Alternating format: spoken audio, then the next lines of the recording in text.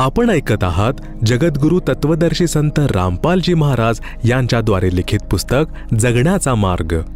विषय शास्त्रानुकूल साधना, भक्ती केल्याने भक्तांना झालेले लाभ। सद्गुरूंच्या शरणामध्ये आल्यानंतर प्रेतबाधा आणि दुःख दूर झाले। मी रमेश दास, गाव पांथावाडा, तहसील दांतीवाडा, जिल्हा बनासकंठा, गुजरात येथील रहिवासी आहे। माझं वय 26 वर्षे आहे। मी पांथावाडा गावामध्ये किराणा दुकान चालवतो। माझा मुख्य व्यवसाय शेती आहे।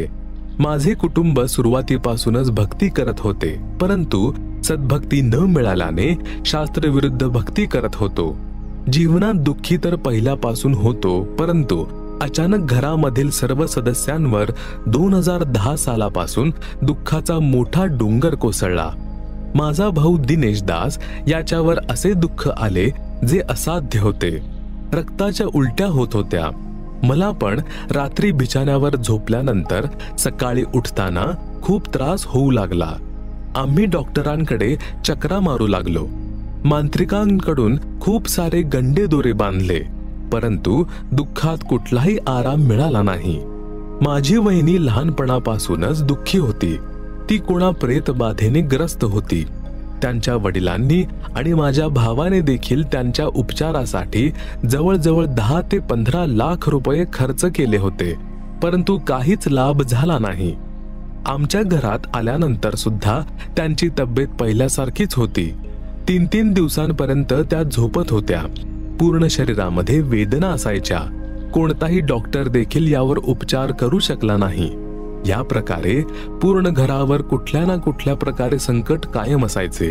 आमच्या म्हशी अचानक आजारी पडायच्या, दूध देणे बंद करीत असत। या पण समस्या येऊ लागल्या। अशा प्रकारे समस्याग्रस्त होऊन जवळजवळ 8 वर्ष उलटले। तसेच उपचारांवर अजून खर्च झाला।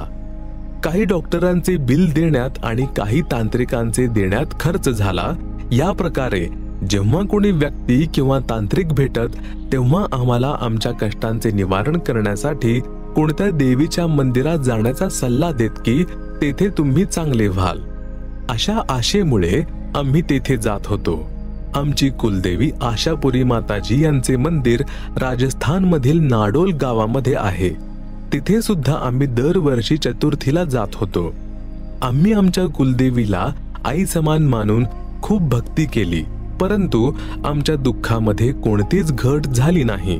जसेच्या तसे राहिले। अशातच एक गुरु पण केले। त्यांचे नाव रघुनाथजी होते।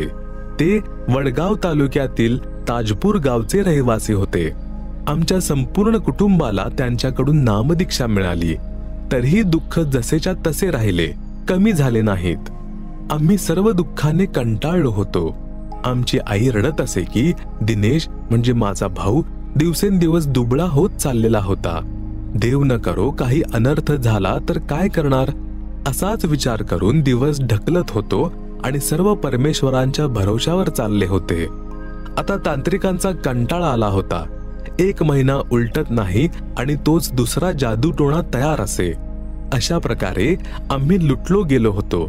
कधी कधी मनात विचार येत की आपण कधीच कोणाचे वाईट केले नाही, तरीही मग आपण इतके दुःख का सहन करत आहोत। अगोदर जे गुरु केले होते त्यांना या विषयांमध्ये प्रश्न विचारल्यावर ते हे उत्तर देत की आपल्याला फक्त भक्ती करायची आहे, ध्यान धरा। दुःख तर मागच्या जन्मातील पापांमुळे येतात आणि येत राहतील। ते आम्हाला अशा प्रकारे समजावत असत आणि मी पण अशाच प्रकारे समजून भक्ती करत होतो। रात्रभर एका खोलीत बसून ध्यान करीत असे, तरीही काहीही शांतता मिळत नव्हती। काही वेळा जेव्हा मी ध्यानस्थ अवस्थेत असे, तेव्हा मला नाभीतून ऊर्जा बाहेर पडून संपूर्ण शरीरात पसरत असल्याचे जाणवत होते आणि मला कपाळावर आणि डोळ्यांसमोर प्रकाश, तेजस्वी प्रकाश दिसत असे। माझ्या या अनुभवाबद्दल मी पूर्वीच्या गुरुजींना प्रश्न विचारायचो, तेव्हा ते म्हणायचे की हा परमेश्वराचा प्रकाश आहे। जेव्हा मी परमात्मांबद्दल विचारत असे की परमात्मा साकार आहे की निराकार, तेव्हा उत्तर मिळायचे की परमात्मा तर निराकार आहे। अशा प्रकारे भक्ती केल्याने सुद्धा काही फायदा होत नव्हता। तेव्हा 2018च्या फेब्रुवारी महिन्यात अचानक भगवे कपडे घातलेले साधू महात्मा सकाळी घरी आले. आमचे वडील त्यांना ओळखत होते, म्हणून मी त्यांना संध्याकाळी आमच्या घरी थांबण्याची विनंती केली तर ते थांबले.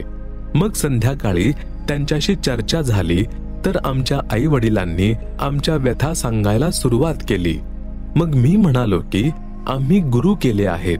त्यावर त्यांनी विचारले की परमात्मा साकार आहे की निराकार? तर आम्ही उत्तर दिले की परमात्मा निराकार आहे. मग ते जोर जोरात हसू लागले. मग माझ्या मनात एक शंका आली की ते असे का हसत आहेत. मी विचारले की महात्माजी, आपण का हसत आहात? ते उत्तर देताना म्हणाले की बेटा, तुला काही माहित नाही. आणि आपल्या झोळीतून एक पुस्तक काढून देत म्हणाले, बेटा, हे पुस्तक वाच. त्या ग्रंथाचे नाव होते यथार्थ कबीर पंथ परिचय. मग मी सकाळ होताच दुकानात पोहोचून पुस्तक वाचू लागलो. एका दिवसातच संपूर्ण पुस्तक वाचले. त्यानंतर पुन्हा संध्याकाळी ज्ञानगंगा आणि जीने की राह ही पुस्तके दिली. ज्ञानगंगा हे पुस्तक वाचताना, सृष्टी रचना वाचत असताना आपण कुठे अडकलो आहोत हे वाचून रडू कोसळले. तेव्हा ते साधू 3-4 दिवस आमच्या घरी राहिले होते. तेव्हा मी त्यांना म्हणालो की हे ज्ञान खूप चांगले आहे. तेव्हा त्यांनी उत्तर दिले की सध्या धरतीवर म्हणजे पृथ्वीवर पूर्ण गुरु फक्त एकमेव संत रामपालजी महाराज आहेत. मी ताबडतोब अहमदाबाद नामदान केंद्रात जाऊन नामदीक्षा घेऊन आलो. मला लहानपणापासून म्हणजे मी 5 वर्षांचा होतो तेव्हापासून खूप बद्धकोष्ठता असायची. ॲलोपॅथी आणि आयुर्वेदिक औषधे घेतल्यानेही आराम मिळत नव्हता. नामदीक्षा घेतल्यानंतर दुसऱ्याच दिवसापासून माझे पोट व्यवस्थित साफ होऊ लागले. त्या दिवसापासूनच संत रामपालजी महाराजांनी माझे संपूर्ण शरीर जणू नवीनच केले होते. त्याच दिवशी सकाळी माझा भाऊ उठून माझ्याजवळ येऊन म्हणू लागला, रमेश, आज आपल्या घरात जसा काही पांढरा प्रकाश प्रविष्ट झाल्यासारखे वाटते. असे मला रात्री जाणवले होते आणि मला खूप बरे वाटत आहे. हे पुस्तक तर माझ्या भावानेही वाचलेले होते.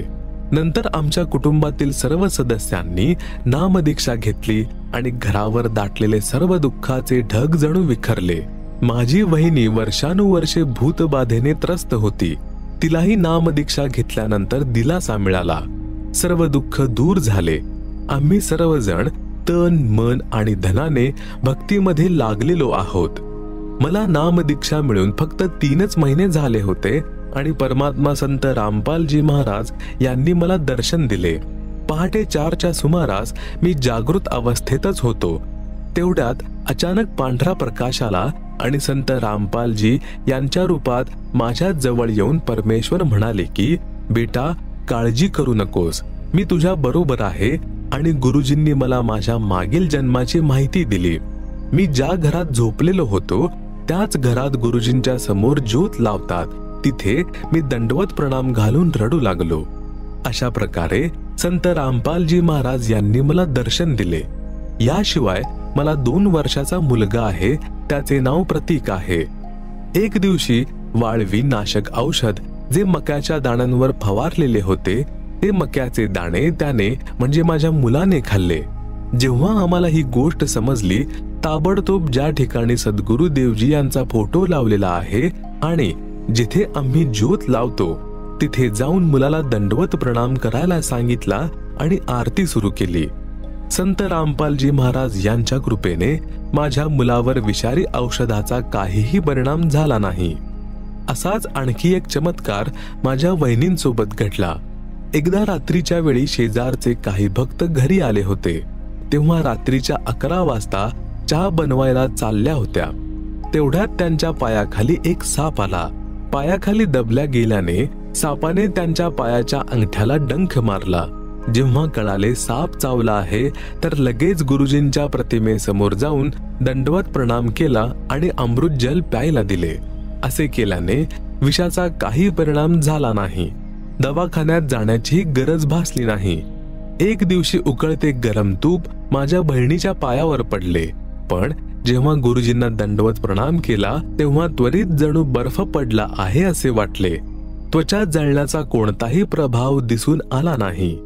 अशा प्रकारे संत रामपालजी महाराज आपल्या भक्तांचे रक्षण करतात. सर्व बंधू भगिनींना माझी प्रार्थना आहे की संत रूपामध्ये आलेले परमात्म्याचे संदेशवाहक संत रामपालजी महाराज जी यांना ओळखा, निशुल्क नामदीक्षा घ्या आणि आपले अनमोल मानव जीवन यशस्वी बनवा. भक्त रमेश दास. Mobile number 9686